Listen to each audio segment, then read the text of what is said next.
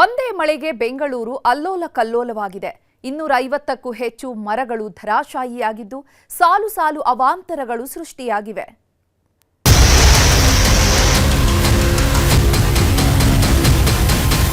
ಬೆಂಗಳೂರಿನಲ್ಲಿ ನಿನ್ನೆ ಸಂಜೆ ಸುರಿದಂತಹ ಭಾರಿ ಮಳೆಗೆ ಸಾಕಷ್ಟು ಕಡೆ ಅನಾಹುತ ಆಗಿರುವಂಥದ್ದು. ಒಟ್ಟು 10 ಮಂದಿ ಈ ಒಂದು ರಣಮಳೆಗೆ ಬಲಿಯಾಗಿರುವಂಥದ್ದು. ಆದರೆ ಜಿಬಿಎ ಅಧಿಕಾರಿಗಳು ಮಳೆಯ ಮುನ್ಸೂಚನೆ ಬಂದಲ್ಲೇ ಎಲ್ಲ ಒಂದು ಮುಂಜಾಗ್ರತೆ ಕ್ರಮಗಳನ್ನು ಕೈಗೊಳ್ಳಬೇಕಾಗಿತ್ತು. ಅವರ ನಿರ್ಲಕ್ಷ್ಯದಿಂದ ಸಾಕಷ್ಟು ಕಡೆ ಅನಾಹುತಗಳಾಗಿರುವಂಥದ್ದು. ಒಮ್ಮೆ ಪ್ರಕೃತಿ ಮಾತೆ ಮೈಕೊಡವಿ ನಿಂತ್ರೆ ಏನಾಗುತ್ತೆ ಅನ್ನೋದಕ್ಕೆ ಈ ದೃಶ್ಯಗಳೇ ಜೀವಂತ ಸಾಕ್ಷಿ. ಒಂದೇ ಒಂದು ಮಳೆಯ ಹೊಡೆತಕ್ಕೆ ಬೆಂಗಳೂರು ಜನ ವಿಲವಿಲ ಒದ್ದಾಡಿ ಹೋಗಿದ್ದಾರೆ. 10 ಜೀವಗಳ ಜೊತೆಗೆ ಅದೆಷ್ಟೋ ಮಂದಿಯ ಜೀವನವೇ ಕೊಚ್ಕೊಂಡು ಹೋಗಿದೆ. ನಿಂತಲ್ಲೇ ಕಾರುಗಳು ಅಪ್ಪಚ್ಚಿಯಾಗಿವೆ.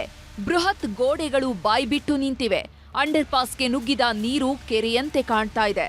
1 ಗಂಟೆಯ ಮಳೆ ಇಡೀ ಬೆಂಗಳೂರನ್ನೇ ಅಲ್ಲೋಲ ಕಲ್ಲೋಲ ಮಾಡಿದೆ.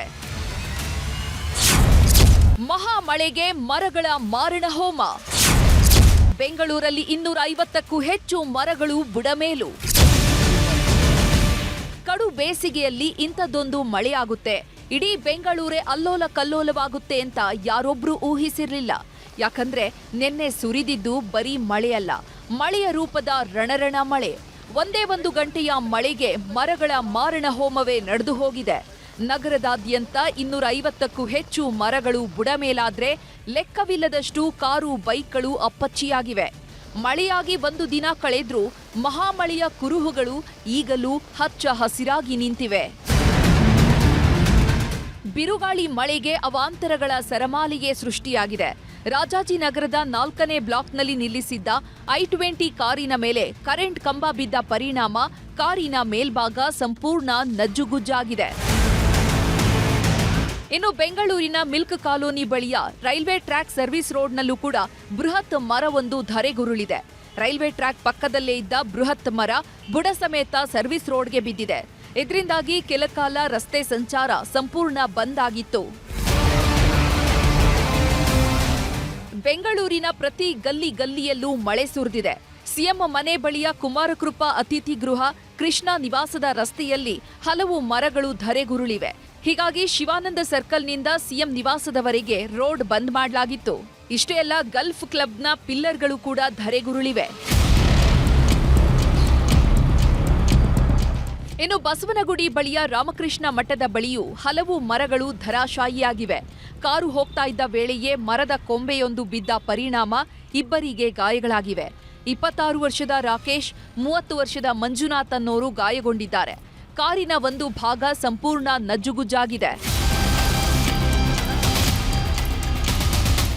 ಬೆಂಗಳೂರಿನ ಬಿಡಿಎ ಕಚೇರಿ ಬಳಿಯೂ ಬೃಹತ್ ಮರ ಧರೆಗುರುಳಿದೆ. ಚಲಿಸ್ತಾ ಇದ್ದ ಕಾರಿನ ಮೇಲೆ ಮರ ಬಿದ್ದಿದ್ದು ಕಾರು ಸಂಪೂರ್ಣ ಜಖಮ್ಮಾಗಿದೆ. ಅದೃಷ್ಟವಶಾತ್ ಚಾಲಕ ಪ್ರಾಣಾಪಾಯದಿಂದ ಪಾರಾಗಿದ್ದಾರೆ. ಪ್ಯಾಲೇಸ್ ರೋಡ್ನಿಂದ ಶೇಷಾದ್ರಿಪುರಂಗೆ ಸಂಪರ್ಕ ಕಲ್ಪಿಸುವ ರೈಲ್ವೆ ಪ್ಯಾರಲಲ್ ರೋಡ್ನಲ್ಲಿ ಕಾರು ಜಖಂಗೊಂಡಿದೆ.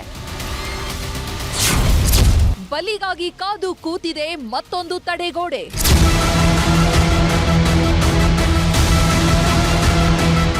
ಬೌರಿಂಗ್ ಆಸ್ಪತ್ರೆಯ ತಡೆಗೋಡೆ ಕುಸಿದು 7 ಮಂದಿ ಮೃತಪಟ್ಟಿದ್ದಾರೆ. ಅಧಿಕಾರಿಗಳ ನಿರ್ಲಕ್ಷ್ಯಕ್ಕೆ ಅಮಾಯಕರು ಜೀವ ಬಿಟ್ಟಿದ್ದಾರೆ. ಇದರ ಬೆನ್ನಲ್ಲೇ ಈಗ ಮತ್ತೊಂದು ತಡೆಗೋಡೆ ಜೀವ ಬಲಿ ಪಡೆಯಲು ಕಾದು ನಿಂತಿದೆ. ನೆನೆ ದುರಂತ ನಡೆದ 100 ಮೀಟರ್ ದೂರದಲ್ಲೇ ಕಾಂಪೌಂಡ್ ಒಂದು ವಾಲಿದೆ. ಸಂಪೂರ್ಣವಾಗಿ ಕಿತ್ತು ಬಂದಿದ್ದು ರಸ್ತೆ ಕಡೆಗೆ ತಡೆಗೋಡೆ ವಾಲಿದೆ. ಆಘಾತಕಾರಿ ವಿಷಯ ಅಂದ್ರೆ ಇದರ ಕೆಳಗಡೆಯೇ ಬೀದಿ ಬದಿ ವ್ಯಾಪಾರಿಗಳು ವ್ಯಾಪಾರ ಮಾಡ್ತಿದ್ದಾರೆ. ಬೌರಿಂಗ್ ಆಸ್ಪತ್ರೆ ತಡೆಗೋಡೆ ಬಿದ್ದು 7 ಮಂದಿ ಸಾವನ್ನಪ್ಪಿದ್ರು. ಸದ್ಯಕ್ಕೆ ನಾನು ಬೌರಿಂಗ್ ಆಸ್ಪತ್ರೆಯ ತಡೆಗೋಡೆ ಮುಂಭಾಗದಲ್ಲೇ ಇದ್ದೇನೆ. ನನ್ನ ಹಿಂಭಾಗದಲ್ಲಿ ನೀವೇನು ನೋಡ್ತಾ ಇದ್ದೀರಿ, ಇದು ಕೂಡ ಸಂಪೂರ್ಣವಾಗಿ ಶಿಥಿಲಾವಸ್ಥೆಗೆ ಬಂದಿರುವಂತ ತಡೆಗೋಡೆ. ಅಂದ್ರೆ ನಿನ್ನೆ ಘಟನೆ ನಡೆದಿರುವಂತ ಕೇವಲ ಒಂದು 100 ಮೀಟರ್ ಅಂತರದಲ್ಲಿ ದೂರದಲ್ಲಿರುವಂತಹ ಈ ಒಂದು ತಡೆಗೋಡೆ ಕೂಡ ಸಂಪೂರ್ಣವಾಗಿ ವಾಲಿ ನಿಂತಿರುವಂತದ್ದು, ಬಿರುಕು ಕೂಡ ಬಿಟ್ಟಿದೆ. ಇದು ಯಾವಾಗ ಬೀಳುತ್ತೋ ಅನ್ನೋದು ಇನ್ನೂ ಕೂಡ ಆತಂಕದಲ್ಲಿ ಇಲ್ಲಿರುವಂತಹ ಜನರು, ಇಲ್ಲಿರುವಂತಹ ಬೀದಿ ಬದಿ ವ್ಯಾಪಾರಿಗಳು ಆ ಒಂದು ಆತಂಕದಲ್ಲೇ ಬದುಕ್ತಾ ಇರುವಂತದ್ದು.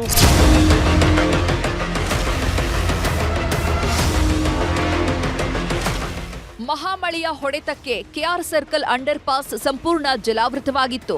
ಮಳೆ ಬಿದ್ದು ಒಂದು ದಿನ ಕಳೆದ್ರೂ ನೀರಿನ ಪ್ರಮಾಣ ಮಾತ್ರ ಕೊಂಚವೂ ತಗ್ಗಿರಲಿಲ್ಲ. ಅಂಡರ್ ಪಾಸ್ ಬಂದ್ ಆಗಿದ್ರಿಂದ ವಾಹನ ಸವಾರರು ಪರದಾಡುವಂತಾಗಿತ್ತು. ಈ ಹಿಂದೆ ಇದೇ ಅಂಡರ್ ಪಾಸ್ನಲ್ಲಿ ಒಬ್ಬರು ಜೀವ ಬಿಟ್ಟಿದ್ರು.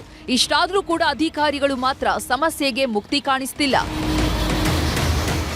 ಬೆಂಗಳೂರಿನಲ್ಲಿ ನಿನ್ನೆ ಸಂಜೆ ಸುರಿದಂತಹ ಭಾರಿ ಮಳೆಗೆ ಸಾಕಷ್ಟು ಕಡೆ ಅನಾಹುತ ಆಗಿರುವಂಥದ್ದು. ಒಟ್ಟು 10 ಮಂದಿ ಈ ಒಂದು ರಣಮಳೆಗೆ ಬಲಿಯಾಗಿರುವಂಥದ್ದು. ಆದರೆ GBA ಅಧಿಕಾರಿಗಳು ಮಳೆಯ ಮುನ್ಸೂಚನೆ ಬಂದಲ್ಲೇ ಎಲ್ಲ ಒಂದು ಮುಂಜಾಗ್ರತೆ ಕ್ರಮಗಳನ್ನು ಕೈಗೊಳ್ಳಬೇಕಾಗಿತ್ತು. ಅವರ ನಿರ್ಲಕ್ಷ್ಯದಿಂದ ಸಾಕಷ್ಟು ಕಡೆ ಅನಾಹುತಗಳಾಗಿರುವಂಥದ್ದು. ಅಂಡರ್ ಪಾಸ್ಗಳಲ್ಲಿ ಈಗಲೂ ಕೂಡ ಜಲಾವೃತವಾಗಿದೆ. ಅದರಲ್ಲಿ KR ಸರ್ಕಲ್ ಅಂಡರ್ ಪಾಸಲ್ಲಿ ನಾವಿದ್ದೇವೆ. ಇಲ್ಲಿ ನೋಡ್ಬೋದು ಯಾವ ರೀತಿಯ ಪರಿಸ್ಥಿತಿ ಇದೆ ಅಂತೇಳಿ. ಸಂಪೂರ್ಣವಾಗಿ ಜಲಮಯವಾಗಿರುವಂತಹ ಒಂದು ದೃಶ್ಯವನ್ನು ನೀವು ನೋಡ್ಬೋದು. ಸಾಲು ಸಾಲು ಅವಾಂತರ ಕಣ್ಬಿಟ್ಟ ಸರ್ಕಾರ.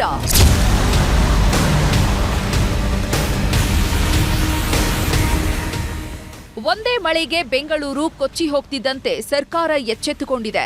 ಸಿಎಂ ಡಿಸಿಎಂ ನೇತೃತ್ವದಲ್ಲಿ ಅಧಿಕಾರಿಗಳ ಸಭೆ ನಡೆಸಿದ್ದು, ಮುಂಗಾರು ಮಳೆ ಪ್ರಾರಂಭವಾಗುವ ಮೊದಲೇ ಎಲ್ಲ ಸಿದ್ಧತೆ ಮಾಡಿಕೊಳ್ಳುವಂತೆ ಎಚ್ಚರಿಕೆ ನೀಡಿದ್ದಾರೆ. ಒಣಗಿರುವ ಅಪಾಯಕಾರಿ ಮರಗಳ ರೆಂಬೆಗಳನ್ನು ಕತ್ತರಿಸಬೇಕು, ರಾಜಕಾಲುವೆಗಳಲ್ಲಿ ಹೂಳು ತೆಗೆಯಬೇಕು, ಅಂಡರ್ ಪಾಸ್ಗಳಲ್ಲಿ ನೀರು ನಿಲ್ಲದಂತೆ ಎಚ್ಚರಿಕೆ ವಹಿಸಬೇಕು ಅಂತ ಅಧಿಕಾರಿಗಳಿಗೆ ಮುನ್ಸೂಚನೆ ನೀಡಿದ್ದಾರೆ. ಒಟ್ನಲ್ಲಿ ನಿನ್ನೆ ಸುರಿದ ಮಳೆ ಎಚ್ಚರಿಕೆಯ ಗಂಟೆಯಂತಾಗಿದ್ದು, ಈಗಲಾದರೂ ಸಮಸ್ಯೆಗೆ ಮುಕ್ತಿ ಕಾಣಿಸೋ ಕೆಲಸ ಮಾಡಬೇಕಿದೆ. Bureau report, news 18. ಬೇಸಿಗೆ ಮಳೆಗೆ ಇಡೀ ಕರುನಾಡೆ ಕಂಗಾಲಾಗಿ ಹೋಗಿದೆ. ಆಲಿಕಲ್ಲಿನ ಹೊಡೆತಕ್ಕೆ ರೈತರು ಕಣ್ಣೀರಿಡೋಕೆ ಶುರು ಮಾಡಿದ್ದಾರೆ. ಮಾವು, ಬಾಳೆ, ಕಬ್ಬು ಬೆಳೆಗಳೆಲ್ಲ ಅಕ್ಷರಶಃ ನೆಲ ಕಚ್ಚಿ ಹೋಗಿವೆ. ನಿನ್ನೆ ಅಂದರೆ ಮಧ್ಯಾಹ್ನ 3 ಗಂಟೆಯಿಂದ ರಾತ್ರಿವರೆಗೂ ಸುರಿದಂತಹ ಮಳೆಗೆ ಈಗಾಗಲೇ ಭಾರಿ ಒಂದು ಮಾವು ಬೆಳೆ ನಾಶ ಕೂಡ ಆಗಿರ್ತಕ್ಕಂಥದ್ದು. ನೀವು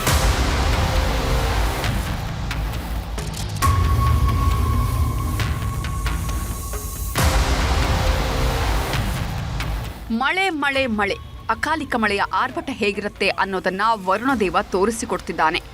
ಬಿರು ಬೇಸಿಗೆಯಲ್ಲೂ ಒಳ್ಳೆ ಮಳೆ ಆಗ್ತಿದೆ ಅಂತ ಖುಷಿ ಪಡೋದಾ ಅಥವಾ ಬೆಳೆದು ನಿಂತಿದ್ದ ಬೆಳೆ ಮಣ್ಣು ಪಾಲಾಯ್ತು ಅಂತ ಕಣ್ಣೀರು ಹಾಕೋದಾ ಒಂದು ಗೊತ್ತಾಗ್ತಿಲ್ಲ.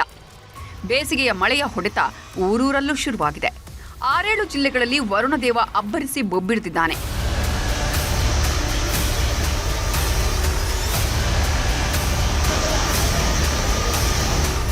ಮಂಡ್ಯ ಜಿಲ್ಲೆಯಲ್ಲಿ ಭರ್ಜರಿ ಮಳೆಯಾಗಿದೆ. ಸುಮಾರು 1 ಗಂಟೆಗೂ ಹೆಚ್ಚು ಕಾಲ ಸುರಿದ ಮಳೆಗೆ ಜನ ತತ್ತರಿಸಿ ಹೋಗಿದ್ದಾರೆ. ಬಿರುಗಾಳಿ ಮಳೆಗೆ ಶ್ರೀರಂಗಪಟ್ಟಣ ತಾಲೂಕಿನ ಬಿ ಅಗ್ರಹಾರ ಗ್ರಾಮದ ಮನೆಯೊಂದರ ಮೇಲೆ ತೆಂಗಿನ ಮರ ಉರುಳಿ ಬಿದ್ದಿದೆ. ಪರಿಣಾಮ ಇಡೀ ಮನೆ ಜಖಂ ಆಗಿದ್ದು, ದಿಕ್ಕು ಕಾಣದಂತಾದ ರೈತ ಕಣ್ಣೀರು ಹಾಕ್ತಿದ್ದಾರೆ. ಬೆಳಗಾದ್ರೆ ಅದ್ಧೂರಿಯಾಗಿ ನವವಸಂತ ಕಾರ್ಯಕ್ರಮ ನಡಿಬೇಕಿತ್ತು. ಹೀಗಾಗಿ ಅದ್ಧೂರಿ ಪೆಂಡಾಲ್ ಕೂಡ ಹಾಕಿದ್ರು. ಆದರೆ ಅಷ್ಟೊತ್ತಿಗಾಗಲೇ ವರುಣದೇವ ಅಲ್ಲೋಲ ಕಲ್ಲೋಲ ಸೃಷ್ಟಿಸಿದ್ದಾನೆ. ರಾತ್ರಿ ಸುರಿದ ಬಿರುಗಾಳಿ ಮಳೆಗೆ ಶಾಮಿಯಾನದ ಪೆಂಡಾಲ್ ನೆಲಕಚ್ಚಿ ಹೋಗಿದೆ. ಹೀಗಾಗಿ ಇವತ್ತು ನಡೆಯಬೇಕಿದ್ದ ನವವಸಂತ ಕಾರ್ಯಕ್ರಮವನ್ನ ತಾತ್ಕಾಲಿಕವಾಗಿ ರದ್ದು ಮಾಡಿ ಮುಂದೂಡಿದ್ದಾರೆ.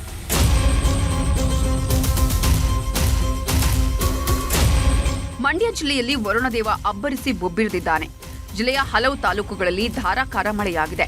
ಮದ್ದೂರು ತಾಲೂಕಿನ ಕೊಪ್ಪ ಭಾಗದಲ್ಲಿ ಭಾರೀ ಮಳೆಯಾಗಿದ್ದು, ತೆಂಗು, ಬಾಳೆ, ಅಡಿಕೆ, ಕಬ್ಬು ಬೆಳೆ ನೆಲಕಚ್ಚಿ ಹೋಗಿದೆ. ಬೇಸಿಗೆ ಮಳೆಯ ಅವಾಂತರಕ್ಕೆ ರೈತರು ಪರದಾಡುವಂತಾಗಿದೆ. ಕೋಲಾರದಲ್ಲಂತೂ ಮಹಾಮಳೆಯ ಅವಾಂತರವೇ ಸೃಷ್ಟಿಯಾಗಿದೆ. ನಿನ್ನೆ ಸುರಿದ ಬಿರುಗಾಳಿ ಮಳೆಗೆ ಜಿಲ್ಲೆಯಾದ್ಯಂತ 600 ಹೆಕ್ಟೇರ್ ಮಾವು ಸರ್ವನಾಶವಾಗಿದೆ. ದೊಡ್ಡಮಲದೊಡ್ಡಿ ಗ್ರಾಮದಲ್ಲಿ 300 ಹೆಕ್ಟೇರ್ ಮಾವು ಬೆಳೆ ನಾಶವಾದರೆ, ಶ್ರೀನಿವಾಸಪುರ ತಾಲೂಕಿನ ವಿವಿಧೆಡೆ 300 ಹೆಕ್ಟೇರ್ಗೂ ಹೆಚ್ಚು ಮಾವು ನೆಲಕಚ್ಚಿ ಹೋಗಿದೆ. ಬಿರುಬೇಸಿಗೆಯಲ್ಲಿ ಟ್ಯಾಂಕರ್ನಿಂದ ನೀರು ಹರಿಸಿದ್ದ ರೈತರು ಒಳ್ಳೆ ಬೆಳೆಯ ನಿರೀಕ್ಷೆಯಲ್ಲಿದ್ದರು. ನಿನ್ನೆ ಸುರಿದ ಆಲಿಕಲ್ಲು ಮಳೆ ರೈತರ ಬದುಕನ್ನೇ ಛಿದ್ರ ಮಾಡಿದೆ. ನಾವೀಗ ಶ್ರೀನಿವಾಸಪುರ ತಾಲೂಕಿನ ದೊಡ್ಡಮಲದೊಡ್ಡಿ ಎಂಬಂತಹ ಒಂದು ಗ್ರಾಮದಲ್ಲಿದ್ದೀವಿ. ನಿನ್ನೆ ಅಂದರೆ ಮಧ್ಯಾಹ್ನ 3 ಗಂಟೆಯಿಂದ ರಾತ್ರಿವರೆಗೂ ಸುರಿದಂತಹ ಮಳೆಗೆ ಈಗಾಗಲೇ ಭಾರಿ ಒಂದು ಮಾವು ಬೆಳೆ ನಾಶ ಕೂಡ ಆಗಿರ್ತಕ್ಕಂಥದ್ದು. ನೀವು ಕೇವಲ ಒಂದೇ ತಿಂಗಳಲ್ಲಿ ಏನು ಮಾರುಕಟ್ಟೆಗೆ ಹೋಗಬೇಕಾಗಿತ್ತು, ಆದರೂ ಕೂಡ ಈ ಒಂದು ಬೆಳೆ ಏನಿದೆ ನಿನ್ನೆ ರಾತ್ರಿ ಏನು ಸುರಿದಂತಹ ಒಂದು ಆಲಿಕಲ್ಲು ಸಹಿತ ಒಂದು ಬಿರುಗಾಳಿ ಸಹಿತ ಮಳೆಗೆ ಈಗಾಗಲೇ ಬಹಳ ಒಂದು ನಾಶ ಕೂಡ ಆಗಿರ್ತಕ್ಕಂಥದ್ದು. ಹವಾಮಾನ ವೈಪರೀತ್ಯದಿಂದ ರೈತನಿಗೆ ಈ ಬಾರಿ ಸುಮಾರು 70ರಷ್ಟು ಮಾವಿನಿದೆ ಇಳುವರಿ ಕುಸಿತ ಆಗಿತ್ತು. ಆದರೆ ಇದ್ದಂತಹ ಒಂದು ಬೆಳೆಗೆ ರೈತರು ಏನು ಮಾವಿನ ಒಂದು ಬೆಳೆನ ಉಳಿಸ್ಕೊಳ್ಳುವಂಥ ನಿಟ್ಟಿನಲ್ಲಿ ಟ್ಯಾಂಕರಿಂದ ನೀರನ್ನು ಸರಬರಾಜು ಮಾಡುವಂಥದ್ದು, ಜೊತೆಗೆ ಕೀಟನಾಶಕಗಳನ್ನು ಸಿಂಪಡಣೆ ಮಾಡಿ ಈ ಒಂದು ಬೆಳೆನ ಉಳಿಸ್ತಕ್ಕಂಥ ನಿಟ್ಟಿನಲ್ಲಿ ಬಹಳಷ್ಟು ಒಂದು ಸಾಹಸವನ್ನು ಕೂಡ ರೈತರು ಮಾಡಿದ್ರು.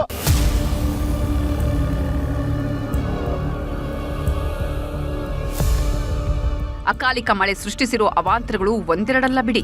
ಬೇಸಿಗೆ ಬೆಳೆಯ ನಿರೀಕ್ಷೆಯಲ್ಲಿದ್ದ ರೈತರಿಗೆ ಬರ ಸಿಡಿಲು ಬಡಿದಂತಾಗಿದೆ. ನಿನ್ನೆ ಸುರಿದ ಮಳೆಗೆ ಚಾಮರಾಜನಗರ ಜಿಲ್ಲೆಯ ಗುಂಡ್ಲುಪೇಟೆ ತಾಲೂಕಿನ ಬೊಮ್ಮಲಾಪುರ ಗ್ರಾಮದಲ್ಲೂ ಸಾಲು ಸಾಲು ಅವಾಂತರ ಸೃಷ್ಟಿಯಾಗಿದೆ. 3,000ಕ್ಕೂ ಹೆಚ್ಚು ಬಾಳೆಗಿಡ ನೆಲಕಚ್ಚಿ ಹೋಗಿದ್ದು, ಲಕ್ಷಾಂತರ ರೂಪಾಯಿ ಸಾಲ ಮಾಡಿಕೊಂಡಿದ್ದ ರೈತ ಕಂಗಾಲಾಗಿ ಹೋಗಿದ್ದಾನೆ.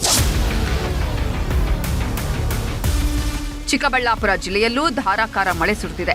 ಅಲಿಕಲ್ಲು ಮಳೆಯ ಅಬ್ಬರಕ್ಕೆ ಲಕ್ಷಾಂತರ ರೂಪಾಯಿ ಮೌಲ್ಯದ ಬೆಳೆಗಳೆಲ್ಲ ಮಣ್ಣು ಪಾಲಾಗಿವೆ. ಚಿಂತಾಮಣಿ ತಾಲೂಕಿನ ಪೆದ್ದೂರಲ್ಲಿ 1 ಗಂಟೆಗೂ ಹೆಚ್ಚು ಕಾಲ ಮಳೆಯಾಗಿದ್ದು, 2 ಎಕರೆಯಲ್ಲಿ ಬೆಳೆದಿದ್ದ ಕ್ಯಾಪ್ಸಿಕಂ, 4 ಎಕರೆ ಮಾವು ಬೆಳೆ ಸಂಪೂರ್ಣ ಹಾಳಾಗಿದೆ.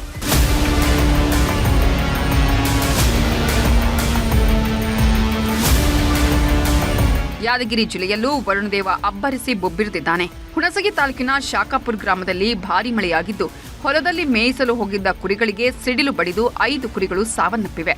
ಒಟ್ಟಿನಲ್ಲಿ ರಾಜ್ಯಾದ್ಯಂತ ಭಾರೀ ಮಳೆಯಾಗ್ತಿದ್ದು, ಮುಂದಿನ 3-4 ದಿನ 25 ಜಿಲ್ಲೆಗಳಲ್ಲಿ ಮಹಾ ಮಳೆಯಾಗಲಿದೆ ಅಂತ ಹವಾಮಾನ ಇಲಾಖೆ ಮುನ್ಸೂಚನೆ ಕೊಟ್ಟಿದೆ. Bureau report, news 18. ಇನ್ನು 10 ದಿನ ಕಳೆದಿದ್ರೆ ಹಸೆಮಣೆ ಏರ್ತಿದ್ದ. ತಾನು ಅಂದುಕೊಂಡಂತೆಯೇ ಅದ್ಧೂರಿಯಾಗಿ ಮದುವೆ ಆಗ್ತಾ ಇದ್ದ. ಆದ್ರೆ ಪ್ರೀ ವೆಡ್ಡಿಂಗ್ ಶೂಟ್ ಮಾಡಿಸೋದಕ್ಕೆ ಅಂತ ಹೊರಟವ ಮದುವೆಗೂ ಮೊದಲೇ ಬಲಿಯಾಗಿ ಹೋಗಿದ್ದಾನೆ. ಮದುವೆ ಕನಸಲ್ದಿದ್ದವನಿಗೆ ಮಸಣದ ಕರೆಯೋಲೆ. ಪ್ರೀ ವೆಡ್ಡಿಂಗ್ ಶೋ, ಭೀಕರ ಆಕ್ಸಿಡೆಂಟ್. ಮದುವೆ ಅನ್ನೋದು ಸ್ವರ್ಗದಲ್ಲಿ ನಿಶ್ಚಯ ಆಗಿರುತ್ತೆ ಅಂತಾರೆ. ಹೊಸ ಬದುಕು ಆರಂಭ ಆಗೋದು ಮದುವೆಯನ್ನು 3 ಗಂಟು ಹಾಕಿದ ಮೇಲೆ. ಆದರೆ ಈತನ ಪಾಲಿಗೆ ಮದುವೆ ಅನ್ನೋದೇ ಬದುಕು ಮುಗಿಸುವ ಕಾರ್ಯವಾಗಿ ಎದುರಾಗಿದೆ. ಈ ಫೋಟೋದಲ್ಲಿ ಕಾಣ್ತಿರೋ ಯುವಕನ ಹೆಸರು ಮನು LN ಅಂತ. ಹಾಸನ ಜಿಲ್ಲೆಯ ಬೇಲೂರು ತಾಲೂಕಿನ ಲಕ್ಕುಂದ ಗ್ರಾಮದ ಯುವಕ. ಎಲ್ಲವೂ ಅಂದುಕೊಂಡಂತೆ ನಡೆದಿದ್ರೆ ಮೇ 10ರಂದು ಕಲ್ಯಾಣ ಮಂಟಪದಲ್ಲಿ ಮದುಮಗನಾಗಿ ನಿಲ್ಲಬೇಕಿತ್ತು. ಆದರೆ ಕ್ರೂರ ವಿಧಿ ತನ್ನ ಪರಾಕ್ರಮ ಮೆರೆದಿದೆ. ಮದುವೆಯ ಸಿದ್ಧತೆ ಭರದಿಂದ ಸಾಗಿತ್ತು. ಮದುಮಗನು ಪ್ರೀ ವೆಡ್ಡಿಂಗ್ ಫೋಟೋ ಶೂಟ್ ಮಾಡಿಸೋಕೆ ಅಂತ ರೆಡಿಯಾಗಿದ್ದ. ಆಲೂರು ತಾಲೂಕಿನ ಮರಸು ಗ್ರಾಮದಿಂದ ವಧುವನ್ನ ಕರೆತರಲು ಕಾರಿನಲ್ಲಿ ಹೊರಟಿದ್ದ ಮನುವಿಗೆ ಎದುರಾಗಿದ್ದು ಜವರಾಯ. ಬೆಳಗ್ಗೆ ಪ್ರೀ ವೆಡ್ಡಿಂಗ್ ಫೋಟೋ ಶೂಟ್ ಮಾಡಿಸೋದಕ್ಕೆ ಅಂತ ಖುಷಿಯಿಂದಲೇ ಹೊರಟವನು ಯಮನ ಪಾದ ಸೇರಿದ್ದಾನೆ. ಸಕಲೇಶಪುರ ತಾಲೂಕಿನ ಮೂಗಲಿ ಗ್ರಾಮದ ಬಳಿ ಹೋಗುತ್ತಿದ್ದಾಗ ಬ್ರೀಜಾ ಕಾರು ನಿಯಂತ್ರಣ ತಪ್ಪಿ ಮರಕ್ಕೆ ಡಿಕ್ಕಿ ಹೊಡೆದು ಪಲ್ಟಿಯಾಗಿದೆ. ಗುದ್ದಿದ ರಭಸಕ್ಕೆ ತೀವ್ರವಾಗಿ ಗಾಯಗೊಂಡ ಮದುಮಗ ಮನು ಗಂಭೀರವಾಗಿ ಗಾಯಗೊಂಡು ಆಸ್ಪತ್ರೆಗೆ ಸೇರಿಸೋ ಮಾರ್ಗ ಮಧ್ಯೆಯೇ ಕೊನೆಯುಸಿರೆಳೆದಿದ್ದಾನೆ. ಫೋಟೋ ಶೂಟ್ಗೆ ಕರೆದುಕೊಂಡು ಹೋಗಲು ಮನು ಬರುವ ನಿರೀಕ್ಷೆಯಲ್ಲಿದ್ದ ವಧುವಿಗೆ ಮನು ಸಾವಿನ ವಿಚಾರ ಸಿಡಿಲು ಬಡಿದಂತಾಗಿದೆ. ಸಕಲೇಶಪುರ ಗ್ರಾಮಾಂತರ ಠಾಣಾ ವ್ಯಾಪ್ತಿಯಲ್ಲಿ ಘಟನೆ ನಡೆದಿದ್ದು, ಪೊಲೀಸರು ಪ್ರಕರಣವನ್ನ ದಾಖಲಿಸಿಕೊಂಡಿದ್ದಾರೆ. ಒಟ್ಟಾರೆ ಮದುವೆ ತಯಾರಿಯಲ್ಲಿದ್ದ ಮನು ಸ್ವಲ್ಪ ತಡವಾದ್ರೂ ಪರವಾಗಿಲ್ಲ ಎನ್ನುತ್ತಾ ನಿಧಾನವೇ ಪ್ರಧಾನ ಅನ್ನೋ ಸೂತ್ರದಡಿ ಕಾರು ಚಲಾಯಿಸಿದ್ದಿದ್ರೆ ಯಾವುದೇ ದುರ್ಘಟನೆ ನಡೆಯುತ್ತಿರಲಿಲ್ಲ. ಆದರೆ ಸಂಭ್ರಮದಲ್ಲಿ ಮುಳುಗಿದ್ದ ಮನು ಚಾಲನೆಯಲ್ಲಿ ನಿಯಂತ್ರಣ ಕಳೆದುಕೊಂಡಿದ್ದು ಜೀವವನ್ನೇ ಬೆಲೆ ಕೊಡುವಂತಾಗಿದೆ. ಕೃಷ್ಣ ಗಿಬ್ಬೀಡು, ನ್ಯೂಸ್ 18 ಹಾಸನ. ಆ ಹೆಣ್ಮಗಳು 10 ಕನಸು ಕಟ್ಕೊಂಡು ಮದ್ವೆ ಆಗಿದ್ಲು. ಬ್ಯೂಟಿ ಪಾರ್ಲರ್ನಲ್ಲಿ ಕೆಲಸ ಮಾಡಿಕೊಂಡು ತನ್ನ ಪಾಡಿಗೆ ತಾನಿದ್ಲು. ಆದ್ರೆ ಅನುಮಾನದ ಹುಚ್ಚನಾಗಿದ್ದ ಗಂಡ ಮಧ್ಯರಾತ್ರಿ ಪತ್ನಿಗೆ ಚಟ್ಟ ಕಟ್ಟಿದ್ದಾನೆ.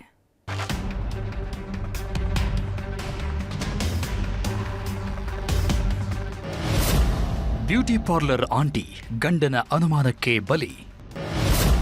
ಕಗ್ಗತ್ತಲ ರಾತ್ರಿ ಸಿಡಿದೆದ್ದ ಗಂಡ, ಉರುಳಿತು ಪತ್ನಿಯ ಹಣ. ಅನುಮಾನ ಅನ್ನೋದು ಸೆರಗಿಗೆ ಕಟ್ಕೊಂಡ ಕೆಂಡ ಇದ್ದಂತೆ. ಅದು ಒಂದಲ್ಲ ಒಂದು ದಿನ ನಮ್ಮನ್ನೇ ಸುಟ್ಟು ಹಾಕುತ್ತೆ. ಹೆಣ್ಣಾಗಲಿ ಗಂಡಾಗಲಿ ಅನುಮಾನದ ಹುಚ್ಚಿಗೆ ಬಿದ್ದವರು ನೆಮ್ಮದಿಯಾಗಿ ಇದ್ದಿದ್ದೇ ಇಲ್ಲ. ಅದರಲ್ಲೂ ಗಂಡ ಹೆಂಡತಿ ಸಂಬಂಧದ ಮಧ್ಯೆಯಂತೂ ಈ ಅನುಮಾನ ಅನ್ನೋದು ಸುಳಿದಾಡಲೇಬಾರದು. ಅಪ್ಪಿತಪ್ಪಿ ಗಂಡನ ಮೇಲೆ ಹೆಂಡತಿ, ಹೆಂಡತಿ ಮೇಲೆ ಗಂಡ ಅನುಮಾನ ಪಡೋದಕ್ಕೆ ಶುರು ಮಾಡಿದ್ರೆ ಆಗೋದು ದುರಂತ ಕಥೆಗಳೇ. ಈ ಸಾಲಿಗೆ ಈ ಜೋಡಿಯೂ ಸೇರ್ಕೊಂಡಿದೆ. ಮದುವೆಯಾದ 1.5 ವರ್ಷಕ್ಕೆ ಪತ್ನಿಯ ಕಥೆ ಮುಗಿಸಿದ್ದಾನೆ.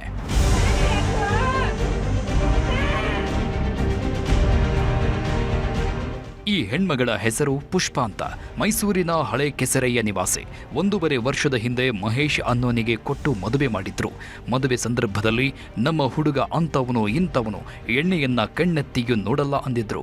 ಆದ್ರೆ ಮದುವೆ ಆದ್ಮೇಲೆಯೇ ಗೊತ್ತಾಗಿದ್ದು ಇವನೆಂಥ ದೊಡ್ಡ ಕುಡುಕ ಅಂತ. ಆದ್ರೆ ಏನು ಮಾಡೋದು, 3 ಗಂಟು ಬಿದ್ದಾಗಿತ್ತು. ಹೀಗಾಗಿ ಅನುಸರಿಸಿಕೊಂಡು ಜೀವನ ನಡೆಸ್ತಾ ಇದ್ದಳು. ಬ್ಯೂಟಿ ಪಾರ್ಲರ್ ಒಂದರಲ್ಲಿ ಕೆಲಸ ಮಾಡ್ತಾ ಇದ್ದ ಪುಷ್ಪ ತನ್ನ ಪಾಡಿಗೆ ತಾನಿದ್ಲು. ಆದ್ರೆ ಗಂಡ ಅನಿಸಿಕೊಂಡವನಿಗೆ ಮೈತುಂಬಾ ಅನುಮಾನ. ಪತ್ನಿ ಬಗ್ಗೆ ಸದಾ ಅನುಮಾನದ ದೃಷ್ಟಿಯಿಂದಲೇ ನೋಡುತ್ತಿದ್ದ. ಬಾರ್ ಒಂದರಲ್ಲಿ ಕೆಲಸ ಮಾಡ್ತಾ ಇದ್ದವ ಮನೆಗೆ ಬಂದರೆ ಸಾಕು ಪತ್ನಿ ಜೊತೆ ಜಗಳಕ್ಕೆ ನಿಲ್ತಿದ್ದ. ಇತ್ತೀಚೆಗೆ ಪುಷ್ಪಾಳ ಓಲೆಯನ್ನ ತಗೊಂಡಿದ್ದವ ಅದೇನು ಮಾಡಿದ್ನೋ ಗೊತ್ತಿರಲಿಲ್ಲ. ಹೀಗಾಗಿ ನನ್ನೆ ಇದೇ ವಿಷಯಕ್ಕೆ ಜಗಳ ಶುರುವಾಗಿತ್ತು. ನಮ್ಮ ಅಜ್ಜಿ ನನಗೆ ಪ್ರೀತಿಯಿಂದ ಕೊಡಿಸಿದ್ದು ಎಲ್ಲೋಯ್ತು ಅಂತ ಪ್ರಶ್ನೆ ಮಾಡಿದ್ದಾಳೆ. ಮಾತಿಗೆ ಮಾತು ಶುರುವಾಗ್ತಾ ಇದ್ದಂತೆ ರೊಚ್ಚಿಗೆದ್ದವ ಪತ್ನಿಯ ರುಂಡ ಚೆಂಡಾಡಿದ್ದಾನೆ. ನೆನ್ನೆ ಬೆಳಿಗ್ಗೆ ಮಾಡಿ ಮಾತಾಡಿದ್ಲು, ಏನೋ ಕಿವಿಗೆ ಹೋದೆ ಅಮ್ಮ ಮಾಡಿಸ್ಕೊಡಾರಮ್ಮ ಅಂತ ಹೇಳ್ತಾರೆ. ನನಗೆ 1 ವಾರ ತಗೊಳ್ಳೆ ನನಗೆ ಮಾಡಿಸ್ಕೊಡಂತ ಹೇಳಿದೀನಿ ಅಮ್ಮ. ಇದಕ್ಕೆ ಜಗಳ ಮಾಡ್ಕೊಂಡು ಈ ತರ ರಾತ್ರಿ ಮಾಡಿದ್ರೆ ಸಾಯಿಸಿರೋದು ಅವನೇ ಸಾಯಿಸಿರೋದು. ನಿನ್ನೆ ಮಧ್ಯರಾತ್ರಿಯವರೆಗೂ ಗಂಡ ಹೆಂಡತಿ ಜಗಳವಾಡಿದ್ದಾರೆ. ಇದರ ಮಧ್ಯೆಗೆ ರಾತ್ರಿ 12 ಗಂಟೆಗೆ ಪುಷ್ಪ ತನ್ನ ಅಣ್ಣನಿಗೆ ಫೋನ್ ಮಾಡಿದಾಳೆ. ಗಂಡ ತುಂಬಾ ಗಲಾಟೆ ಮಾಡ್ತಾನೆ ಅಂತ ಹೇಳಿಕೊಂಡು ಕಣ್ಣೀರಿಟ್ಟಿದ್ದಳು. ತಂಗಿಗೆ ಸಮಾಧಾನ ಮಾಡಿದ್ದ ಪುರುಷೋತ್ತಮ್ ಬೆಳಿಗ್ಗೆ ನಮ್ಮನೆಗೆ ಬಂದು ಬಿಡು ಎಂದಿದ್ದಂತೆ. ಅಷ್ಟೇ ಅಲ್ಲ, ತನ್ನ ಭಾವನಿಗೂ ಫೋನ್ ಮಾಡಿ ಮಾತನಾಡಿದ್ದ. ಆಮೇಲೆ ಅದೇನಾಯ್ತೋ ಗೊತ್ತಿಲ್ಲ, ರಣರಾಕ್ಷಸನಾದ ಮಹೇಶ ಕುಡುಗೋಲಲ್ಲಿ ಪತ್ನಿಯನ್ನ ಕೊಚ್ಚಿ ಕೊಲೆ ಮಾಡಿದ್ದಾನೆ. ಗಲಾಟೆ ಆಗ್ಬೇಕಾದ್ರೆ ಫೋನ್ ಮಾಡಿದ್ದವಳು. ಏನು ಅಂತ ಕೇಳಿದ್ದಕ್ಕೆ ಈ ಥರ ಹೊಡೆದಿದ್ದಾರೆ, ನನಗೆ ಆಗ್ತಾ ಇಲ್ಲ, ನನಗೆ ಮೈಕೈ ನೋವು ಅಂತ ಹೇಳಿದಾಳು ಅವಳು. ಮೊದಲೇ ಆಗ್ತಾ ಇಲ್ಲ ಅಂತ ಹೇಳಿದ್ರು ಬರಬೇಕು ಹಂಗೆ ಹಿಂಗೆ ಅಂತ ಹೇಳೋ. ನನಗೆ ಆಗ್ತಾ ಇಲ್ಲ, ನಾನು ಏನು ಮಾಡೋಣ. ಇವರೇ ಜಗಳ ತೆಗೆದ್ಬಿಟ್ಟು ನನ್ನ ಮಗಂದೇ ತಪ್ಪಿಲ್ಲ ಅಂತ ಅವ್ರ ಅಮ್ಮನ ನೈಟ್ ಪ್ಲೇ ಮಾಡಿದ್ಲು. ಅಮ್ಮನಿಗೂ ಹೇಳಿದ್ದೀನಿ, ನಿಮ್ದೇ ತಪ್ಪು ಇಟ್ಕೊಬಿಟ್ಟು ಯಾವಲ್ಲ ನನ್ನ ತಂಗಿ ಮೇಲೆ ಪ್ಲೇ ಮಾಡಕ್ಕೆ ಹೋಗ್ಬಿಡಿ, ಕಳಿಸ್ಕೊಡಿ ನಾನು ಮಾತಾಡ್ತೀನಿ ಅಂತ. ಕಳಿಸ್ಕೊಡ್ತೀನಿ ಅಂತ ಹೇಳ್ಬಿಟ್ಟು ಬೆಳಿಗ್ಗೆ ನೋಡ್ರೆ ಹಿಂಗೆ ಮಾಡಿ ಇಟ್ಟಿದ್ದಾರೆ. ಪುಷ್ಪಾಳ ಹೆಣ ಉರುಳುತ್ತಾ ಇದ್ದಂತೆ ಹಂತಕ ಮಹೇಶ್, ಆತನ ತಾಯಿ, ಅಕ್ಕ ಮತ್ತು ಭಾವ ಎನ್ಆರ್ಪುರ ಪೊಲೀಸ್ ಠಾಣೆಗೆ ಹೋಗಿ ಶರಣಾಗಿದ್ದಾರೆ. ಒಟ್ನಲ್ಲಿ ಕುಡುಕ ಗಂಡನ ಅನುಮಾನಕ್ಕೆ ಅಮಾಯಕಿ ದುರಂತ ಅಂತ್ಯ ಕಂಡಿದ್ದಾಳೆ. ಕ್ಯಾಮರಾ ಪರ್ಸನ್ ರಾಹುಲ್ ಜೊತೆ ಆನಂದ್ KS, ನ್ಯೂಸ್ 18 ಮೈಸೂರು. ಒಂದ್ ಕಡೆ ಮಳೆ ಅಬ್ಬರ, ಇನ್ನೊಂದ್ ಕಡೆ ಕುಡಿಯುವ ನೀರಿಗೆ ಪರದಾಟ. ಉತ್ತರ ಕರ್ನಾಟಕದ ಅವಳಿ ನಗರದ ಜನ ಹನಿ ನೀರಿಗೂ ಪರದಾಡುವಂತಹ ಪರಿಸ್ಥಿತಿ ನಿರ್ಮಾಣವಾಗಿದೆ. ಗದಗ ಬೆಟಗೇರಿಯಲ್ಲಿ ಕುಡಿಯೋ ನೀರಿಗೆ ತತ್ವಾರ. 20 ದಿನಗಳಿಗೊಮ್ಮೆ ನೀರು, ನಿತ್ಯ ಜನರ ಗೋಳು. ಗದಗ ಬೆಟಗೇರಿ ಅವಳಿ ನಗರದಲ್ಲಿ 12 ತಿಂಗಳು ಕುಡಿಯುವ ನೀರು ಸಮಸ್ಯೆ ಎದ್ದದ್ದೇ. ಆದ್ರೆ ಬೇಸಿಗೆ ಸಮಯದಲ್ಲಿ ನೀರಿನ ಸಮಸ್ಯೆ ಅನ್ನೋದು ಬೆಟ್ಟದಷ್ಟು ದೊಡ್ಡದಾಗ್ತಿದೆ. ಗದಗ್ನ ಸಿದ್ದರಾಮೇಶ್ವರ ನಗರದಲ್ಲಿ ಕಳೆದ 20 ದಿನಗಳಿಂದ ಕುಡಿಯುವ ನೀರು ಬಂದಿಲ್ಲ. ಹೀಗಾಗಿ ಬಿರು ಬಿಸಿಲಿನಲ್ಲಿ ಮಕ್ಕಳು, ಮಹಿಳೆಯರು, ಗರ್ಭಿಣಿಯರು ನೀರಿಗಾಗಿ ಕಿಲೋಮೀಟರ್ ಗಟ್ಟಲೆ ಅಲೆದಾಡಬೇಕಾದ ಪರಿಸ್ಥಿತಿ ನಿರ್ಮಾಣವಾಗಿದೆ.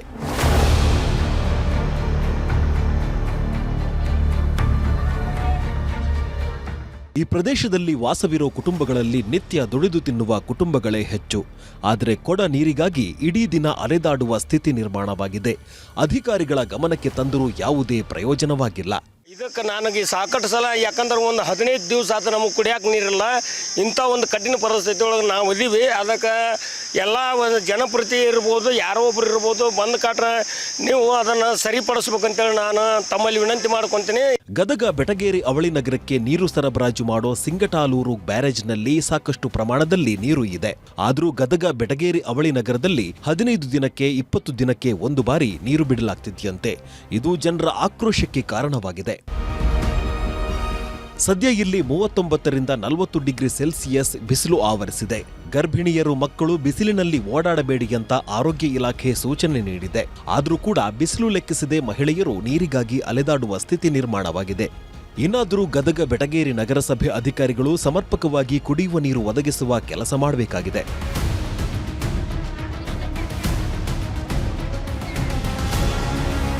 ಸಂತೋಷ ಕೊಣ್ಣೂರ, ನ್ಯೂಸ್ 18 ಗದಗ.